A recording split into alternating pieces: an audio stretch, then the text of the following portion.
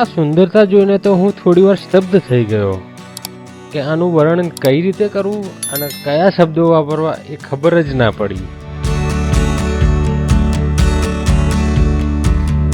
દર 1 કિલોમીટરના અંતરે આવતા માટીના મકાનો, આંગણમાં બાંધેલા પશુઓ,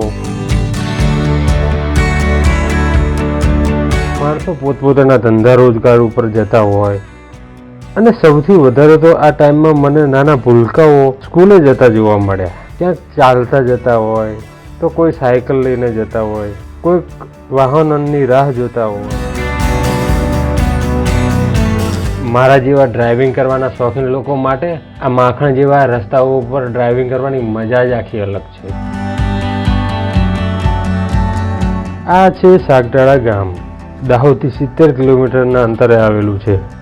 સાક્ષાત ભગવાને દોરેલા ચિત્રોનો અનુભવ કરાવવા માટે હું આવ્યો છું દાહોદ જિલ્લો એક્સપ્લોર કરવા.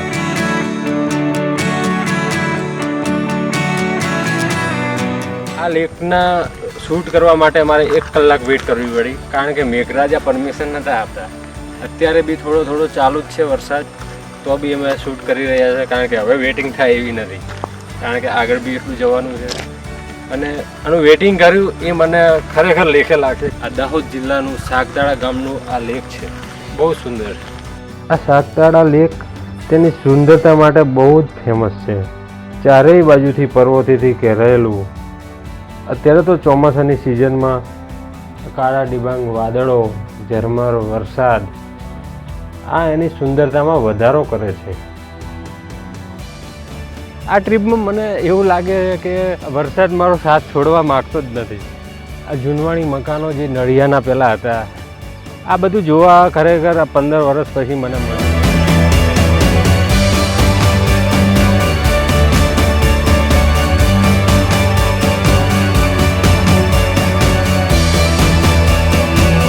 અહીંથી મારી સફર આગળ વધી રતનમહાલ વાઇલ્ડ લાઈફ સેન્ચુરી તરફ.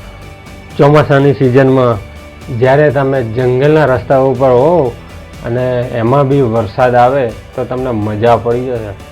આ છે Naldha camp site, Ratanmahal wildlife sanctuary. અહીંથી તમે આગળ જશો તો અંદર કોટેજ છે, ઓનલાઈન બુકિંગ થઈ શકે છે. એ બુકિંગ કરાવીને આવો તો અહીંયા રહેવાની બી સગવડ છે. એનાથી પછી આગળ આવેલું છે નલધા વોટરફોલ, જેને લોકો જલધારા વોટરફોલ તરીકે પણ ઓળખે છે. એ આ જગ્યાથી 2.5 કિલોમીટર અંદર જંગલમાં આવેલું છે. અમે આગળ જઈશું અને તમને વોટરફોલ સુધી અંદરનો રસ્તો બી બતાવશું. વાઇલ્ડ લાઈફ લવર અને પ્રકૃતિ પ્રેમીને તો આ જગ્યાઓ જન્નત છે, જન્નત.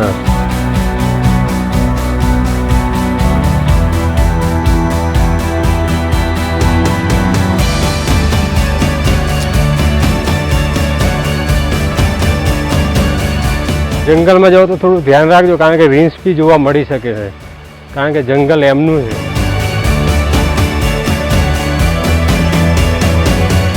આ જંગલમાં મોટા મોટા પથ્થરોમાં ક્રોસ કરીને આગળ વધી રહ્યો છું.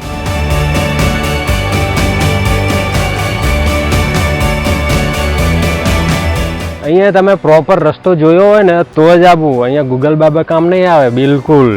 અમારી સાથે આ ભાઈ છે, એ અમને ગાઈડ કરે છે. એ પ્રમાણે અમે નડધા ધોધ તરફ જઈ રહ્યા છીએ. નડધા કેમ્પ સાઇટથી 2.5 કિલોમીટર અંદર જંગલમાં છે નડધા ધોધ.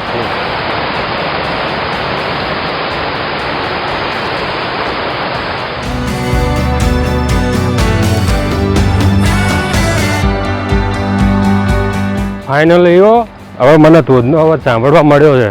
હવે નજીક હોવો જોઈએ. તમને ખબર જ હશે કે રતનમહાલ મોન્સૂન સિઝન માટે બહુ ફેમસ છે.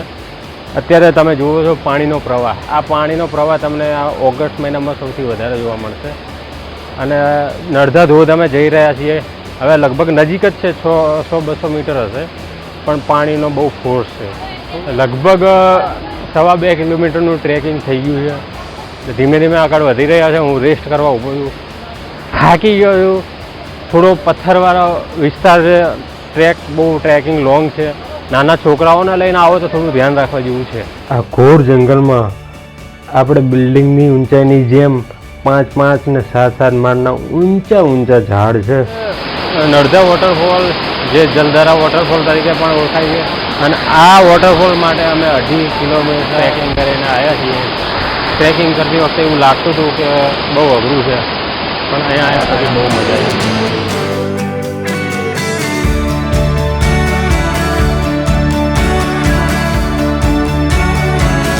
1.5 કલાકના ટ્રેક પછી જોવા મળ્યો છે ભાઈ આ વોટરફોલ.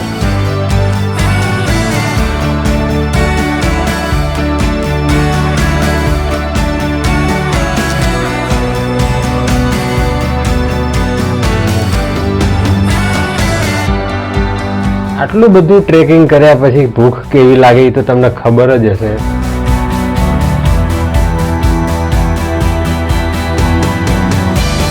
એમાં પણ આવી દેશી આઈટમ જેને લોકો અહીં દાળ પાણીયા કહે છે, અહીંની ફેમસ આઈટમ છે.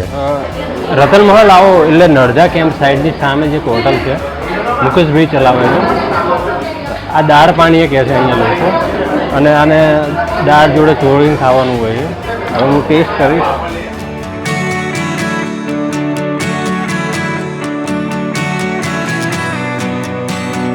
આગળ ચાડતા રહી જશો, એકવાર તો ટેસ્ટ કરવો જ પડે, અને આને ટેસ્ટ કરવા ખાસ આવજો. મિત્રો, આ છે Ratan Mahal wildlife sanctuary. અહીંથી સનસેટ પોઈન્ટ છે, અહીંથી 10 કિલોમીટર છે. થોડો ઢાળવાળા રસ્તાઓ છે એવું અમને અહીંથી કહેવામાં આવ્યું છે, જ્યાં ટિકિટ પણ છે. 400 રૂપિયા એક ગાડીની ટિકિટ છે. તો આવો જઈએ. Ratan Mahal wildlife sanctuary, Naldha camp site અને ઉધન મહલ કેમ્પ સાઇડ, આ ત્રણેયની ટિકિટ એક જ જગ્યાએથી મળે છે. દાહોદથી 47 અને વડોદરાથી 130 કિલોમીટરના અંતરે આવેલું છે આ Ratan Mahal wildlife century. ક્યારેક એવી ઈચ્છા થાય છે કે અહીં બ્રેક મારીને ઊભા જ રહીએ, પણ એવું કરવાથી મેળ પડે નહીં ભાઈ. આ જોઈને લાગે છે કે આ લીલીછમ ચાદર ભગવાને આ પર્વતોને ઓઢાડી દીધી છે.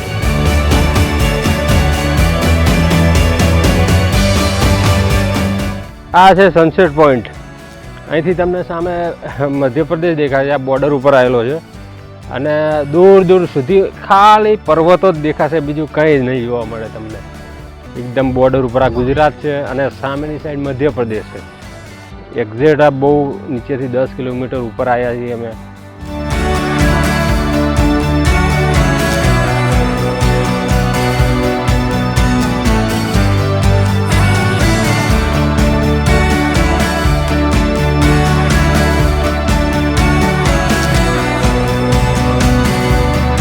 તો ફાઇનલી મિત્રો, હું નીચે આવી ગયો છું.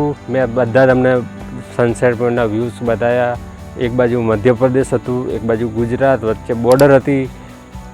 બહુ આહલાદાયક નજારો હતો, કે જોવાલાયક નજારો છે. ત્યાં તમે નજર નાખો ત્યાં સુધી પર્વતો જ જોવા મળે, બીજું કંઈ જ જોવા નહોતું મળતું. બહુ સરસ વ્યૂ હતા. અને અહીંથી 10 કિલોમીટર થાય છે. મેં બી નોટ કર્યું કે પ્રોપર 10 કિલોમીટર થાય છે.